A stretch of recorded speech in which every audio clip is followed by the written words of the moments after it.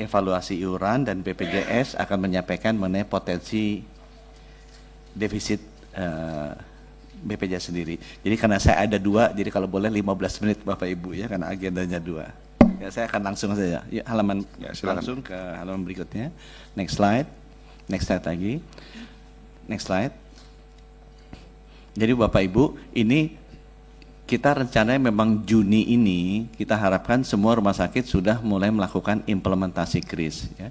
Dari 3.228 rumah sakit ada 115 yang rumah sakit yang kita tidak masukkan kewajibannya untuk KRIS, ada 3.113. Nah ini setengah-setengah lah ya, swasta lebih banyak sedikit dan kemudian ada rumah sakit pemerintah ya. Di halaman selanjutnya untuk refresh kita sedikit dan juga untuk anggota yang baru, KRIS itu sebenarnya adalah menerapkan standar minimal layanan bagi masyarakat. Jadi tujuan utamanya bukan dari sisi kelas, tapi layanan kesehatannya minimal sama dong dan standarnya terpenuhi. Dan ada 12 standar yang kita kasih. Ya. Nggak semuanya sulit ya. Ada beberapa yang misalnya kasih partisi, temperatur ruangan, ventilasi masih bagus, tapi ada mungkin yang agak memerlukan effort, tapi menurut kita sangat manusiawi adalah pasang kamar mandi di dalam. Jadi kamar mandinya nggak usah keluar, karena yang bersangkutan kan udah pasien sakit gitu ya. Kalau bisa kamar mandinya di dalam ruangan tempat tidurnya mereka. Seperti hotel gitu kan, salah di kamar kita kan ada kamar mandi, nggak sharing kamar mandinya di luar ya. Ini adalah 12 standar minimal. Di halaman selanjutnya, next slide.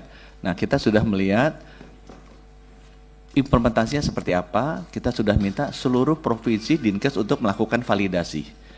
Dan hampir semuanya sudah di atas 50% melakukan validasi. Dan saya minta Dinkes kalau dia nggak pernah ngecek rumah sakitnya sudah jalan apa enggak, nanti DAK-nya kita bintangin juga. Kita kan sekarang lagi zamannya bintang-bintangin. Jadi kalau misalnya Kalimantan Barat kok bisa, masa Kalimantan Tengah nggak bisa gitu ya. Ada beberapa provinsi Papua udah 90% validasi, misalnya Papua Barat Daya, masa provinsi Papua yang sendiri masih rendah sekali gitu kan. Harusnya kan bisa, ini masalah niat aja. Jadi ini yang kita minta validasi, artinya dicek mereka sudah mulai apa enggak. Di halaman selanjutnya hasil validasinya seperti ini Bapak Ibu. Jadi 600 itu sudah selesai. Ya, dari 2.766, 1.217 sudah mulai. Semuanya, 12-nya sudah mulai dia jalankan. Cuma belum selesai 100%. Nah, 949 sudah mulai, tapi ada beberapa memang yang dari 12 itu belum dia mulai. Jadi yang 949 bukan artinya belum mulai, dia sudah mulai, tapi ada satu kelompok dari 12 yang dia belum mulai sama sekali. Masih 0%. Ya, di halaman selanjutnya kita bisa lihat analisanya yang paling kurang itu apa? Dari yang tadi ya. Yang paling kurang apa adalah kamar mandi. Dapat dilalui kursi roda. Jadi ternyata banyak rumah sakit bikin pintu kamar mandi itu kecil sekali. Padahal itu ada standarnya. Jadi kalau orang pakai kursi roda dimasukin, itu ada standarnya. Kalau enggak dia kan terpaksa harus dituntun jalan, pada jalannya juga udah susah. Nah, yang nomor 2, ini sebenarnya menurut saya nggak make sense. Ini setiap tempat tidur harus ada bel, sama harus ada colokan listrik. Itu aja nggak ada. Ya, ini kan nggak usah dibobok, bisa pakai kabel aja biasa, harusnya nggak susah menurut kami. Ini menurut saya harus bisa cepat. Nah, outlet oksigen tempat tidur ini mungkin agak susah. Ya, kalau kesediaan kamar mandi di dalam ruangan, ternyata banyak ruangan sekarang sudah ada kamar mandinya juga. Tapi kita inginkan kalau bisa buat kenyamanan, janganlah kemudian orang mesti keluar kamar mandinya bersatu dengan yang lain kayak kita di mana gitu, kayak kita waktu misalnya di TNI Polri kan kalau masuk asrama kamar mandinya bareng-bareng gitu semua. Ini kita pengennya di setiap kamar ada, jadi nggak menyusahkan. Nah di halaman selanjutnya, nah ini kita bisa lihat contoh-contohnya ya, di rumah sakit mana aja ya, yang belum. Nah kita bisa lihat, masa sih Papua Pegunungan atau Kalimantan Tengah bisa, Kalimantan Selatan sama Jogja nggak bisa. Ya, hal-hal seperti itu yang kita nanti akan minta supaya Dinas Kesehatan juga kejar. Ini sama Bapak Ibu, ya, di halaman selanjutnya itu ada masalah mengenai pemasangan nurse call, ya, stop kontak. Di halaman selanjutnya rinciannya ada. Jadi ini menggambarkan yang kurangnya tuh apa, mana yang make sense, mana yang enggak. Masa provinsi yang kaya, yang miskin aja bisa, yang kaya nggak bisa. Sudah, kalau gitu ke halaman 11 saja Bapak Ibu untuk topik yang pertama. Nah, Ini adalah rumah sakit yang memiliki satu jenis line kris yang belum dia mulai sama sekali. Ya. Nah, kita konsentrasi, contohnya kita ambil ada 42 rumah sakit yang belum menjalankan lebih dari 9 kriteria. Ya. Paling banyak apa, itu tetap kelihatan. Outlet oksigen itu mungkin iya memang agak sulit ya. Tapi kelengkapan tempat tidur itu adalah colokan listrik sama bel. Itu harusnya bisa cepat mereka jalankan ya. Kamar mandi standar akses itu tadi pintunya kekecilan. Kalau tirai partisi kan nggak susah, itu kan harusnya bisa. Ya, di halaman selanjutnya kita lihat. Nah, ini contoh rumah sakit ya Bapak Ibu. Nah, beberapa rumah sakit ini saya lihat bukan rumah sakit yang kecil, misalnya rumah sakit ibu anak mana tadi, Bunda Permata Bunda. Ini kan rumah sakit besar milik swasta, harusnya bisa. Dan semua nama-nama rumah sakit ini ada, per provinsi juga ada. Jadi kalau Bapak Ibu ingin lihat ini ada provinsi bidan Bapak Ibu, bisa bantu juga ingatkan dinas kesehatannya, harusnya rumah sakit ini memenuhi lah standar minimal jadi kris, sehingga layanan kesehatan ke masyarakat juga bisa terjaga. Ya. Bapak Ibu, ini 10 menit pertama, saya bisa hemat 5 menit. Sekarang kita masuk ke halaman berikutnya yang tarif Bapak Ibu. Ya. Nah, saya mau kasih background dulu. Ini adalah pilar keempat dari transformasi kesehatan. Ya, mengenai transformasi pembiayaan kesehatan. Buat Bapak Ibu, kita dulu selalu telat 2 tahun untuk mereview belanja kesehatan nasional itu seperti apa. Sekarang kita sudah dengan bantuan World Bank, setiap tahun kita lakukan track berapa total belanja nasional. Sekarang tuh 614 triliunan setiap tahun cash flow yang harus dikeluarkan oleh sistem. Yang saya mau kasih catatan di sini, itu ada kotak-kotak kecil yang warnanya kuning, isinya persentase. Ini yang kita mesti hati-hati Bapak Ibu, bahwa pertumbuhan belanja nasional itu selalu di atas pertumbuhan GDP. Itu akibatnya, itu tidak sustain Bapak Ibu. Ini sama istri kita minta naik belanjanya tiap tahun 10%, gaji suami hanya naik 5%. Ya, contohnya kayak gitu. Ya, jadi ini belanja naiknya ini nggak sustain. Nah, apa yang kita mesti lakukan? Ini terjadi di semua negara. Karena memang sistem belanja kesehatan itu tidak transparan.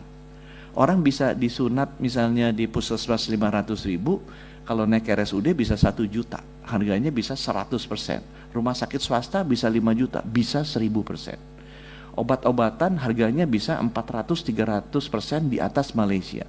Ini adalah contoh-contoh di mana layanan kesehatan itu inflasinya tinggi sekali karena memang informasinya tidak simetris. Ini banyak dikontrol, dikendalikan oleh supply side. Jadi para penyedia kesehatan, tenaga medis, tenaga kesehatan, rumah sakit. Karena kita kan kalau sakit, orang nggak ngerti juga, oh saya usus buntu, harus CT scan. Nggak semua orang bisa berargumentasi balik bahwa kenapa usus buntu butuh CT scan.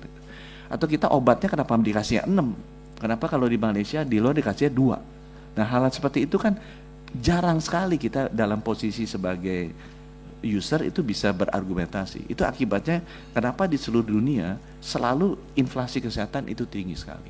Nah, penting di sini nanti pengantar juga ke BPJS untuk kita bersama agar menjaga agar belanja kesehatan masyarakat kita itu terkendali, harus ada posisi yang bisa menegosiasi balik dengan supplier side.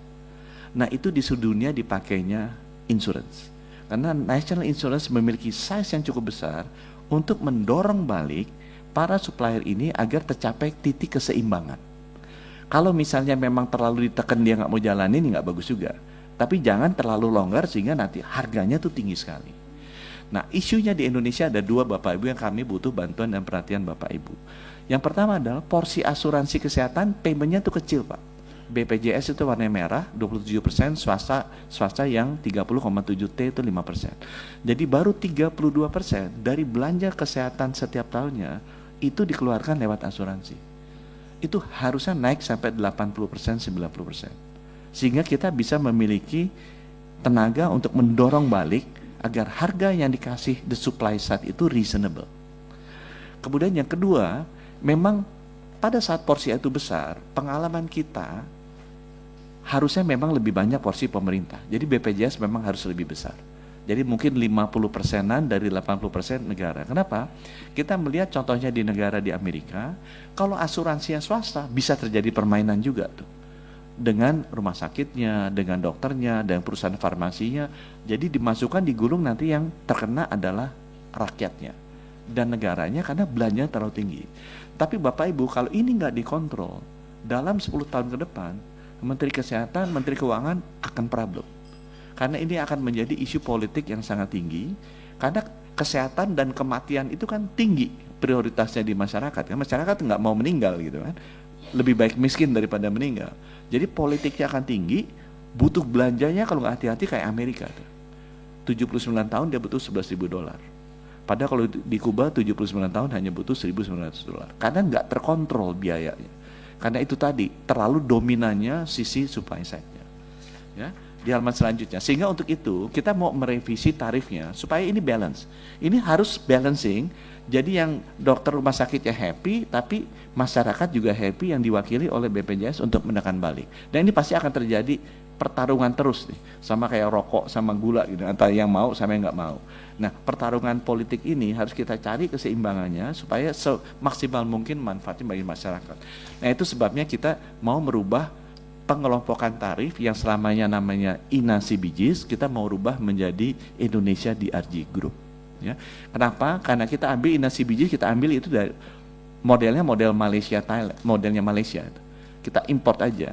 Jadi banyak yang belum cocok dengan kondisi di Indonesia dan kemudian paket-paketnya juga nggak cocok. Ya, intinya itu yang kita rubah. Halaman berikutnya. Sorry, mundur dulu ya. Jadi kenapa kita mesti rubah? Karena nanti rumah sakit Bapak Ibu sekarang kan dibagi berdasarkan rujukannya tuh kelas A dirujuk itu tempat tidurnya lebih banyak. Padahal harusnya rujukan itu kan karena penyakitnya yang lebih parah kan. Orang udah sakit cancer, nggak bisa di kelas B, ya kita rujuk ke kelas A. Kenapa? Karena kelas A tempat tidurnya lebih banyak. Salah dong. Harusnya dirujuk ke kelas A. Kenapa? Karena kompetensi dia nanganin cancer lebih baik. Jadi kayak MRCC, harusnya untuk cancer itu kelas A, bukan kelas B. Karena semua orang kalau cancer ke sana. Jakarta Eye Center itu harusnya untuk mata ya kelas A. Karena orang rujuknya ke sana kan. Bukan rujuknya misalnya kayak RSCM yang kamarnya banyak. Semua presiden juga kalau kena sakit mata, Ibu Mega, Pak SBY, itu semuanya Pak Jokowi ya ke Jakarta Eye Center. Itu artinya dia harus kelas A. Jangan hanya karena kamarnya kecil cuma 50, dia kasih kelas B atau kelas C. Nah itu yang akan kita rubah dan itu akan berpengaruh ke di DRGs-nya ini. Kemudian nanti kelas kris juga masuk, kemudian juga ada beberapa perubahan sistemnya ya. Coba halaman selanjutnya yang lebih cepat ya. Next slide. Nah ini ada beberapa misalnya Bapak Ibu. Kalau kita misalnya sakit perut, dikasih satu grup, sakit perut bayarnya satu grup cuma 1 juta misalnya. Nah itu kita pecah-pecah, sakit perutnya yang kronis, sakit perut yang akut, yang kronis mungkin 750.000, yang akut mungkin 500.000. Jadi intinya adalah kita pengelompokannya lebih disesuaikan dengan keadaan yang kejadian di Indonesia itu seperti apa. Kita juga minta masukan dari asosiasi rumah sakit. Pak, jangan ini dibayarnya segini dong, jangan semuanya pelayanan stroke dibayar segini. Stroke itu ada yang tipe A, tipe B, tipe C, dibedain dong. Stroke tipe A, tipe B, tipe C. Pak, ini ada teknologi baru, ada obat baru. Kalau obat baru ini dipakai, jangan disamain dong dengan yang lama. Jadi kita pisah-pisahkan. Dengan adanya perkembangan teknologi kan, pengelompokan layanan penyakit juga bisa pisah-pisah. Operasi mata dengan VECO dengan tidak VECO beda Pak. Itu harusnya dipisah-pisahkan. Ya. Di halaman selanjutnya, next slide. Nah, jadi kita sudah lakukan, sekarang sedang diskusi terus dengan stakeholder, kira-kira nanti akan jadi 22.000 kode diagnosis, ya, 14.000 ICD-10, 7.500 ICD-9. Ini adalah kode-kode diagnosisnya yang nanti akan kita taruh tarifnya, harganya berapa, disesuaikan dengan kondisi layanan kesehatan di rumah sakit kita. Ya. Di halaman selanjutnya, ini hanya menunjukkan prosesnya aja Bapak Ibu. Ini melibatkan juga semua stakeholder ya, BPJS juga terlibat. Sekarang kita sudah sampai di perhitungan national base rate-nya itu. Jadi kita mau ambil tarif nasionalnya itu kira-kira berapa. Ya, di halaman selanjutnya. Ini dilewatin aja Bapak Ibu karena pusing ngitungnya ya. Tapi kalau nanti mau nanya bisa saya jelaskan. Nah kita udah ambil datanya juga dari rumah sakit. Jadi angka yang kita ambil untuk menentukan base rate-nya itu bukan asal-asalan. Kita ambil dari semua rumah sakit, representasi milik swasta, milik pemerintah, tipenya, pulaunya kita ambil.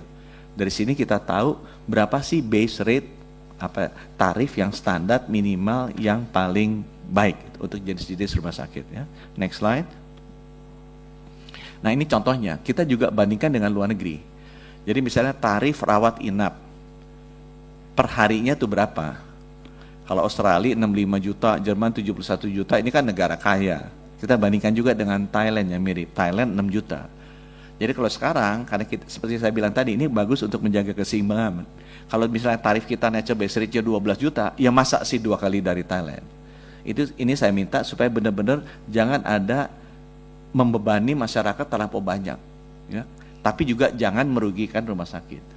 Tapi titik di mana keseimbangannya, ya kita harus putuskan dengan wise, gitu, supaya jangan terlalu memihak ke satu sisi. Karena kayak sekarang kan BPJS under a lot of pressure sekali. Tapi kita mesti sadar bahwa memang BPJS fungsinya kan untuk penyeimbang. Ya, pasti dia akan tidak disukai karena fungsinya sebagai penyeimbang. Nah kita mesti sebagai regulator taruh yang adilnya di mana. Dan ini juga nanti dalam implementasinya panjang sejarahnya, jadi kita nggak akan langsung Bapak Ibu, tapi kalau kita tahu tujuan jangka panjangnya untuk menekan itu biaya kesehatan masyarakat, nah kita tahu nanti berapa waktunya yang kita mau lakukan sebagai masa transisi. Di halaman selanjutnya, nah ini pembentukan tarifnya, jadi kita datanya udah kita lihat, udah kita review, sekarang sedang kita uji cobakan make sense apa enggak ya. Jadi nanti diharapkan di Maret 2025 ini udah bisa selesai.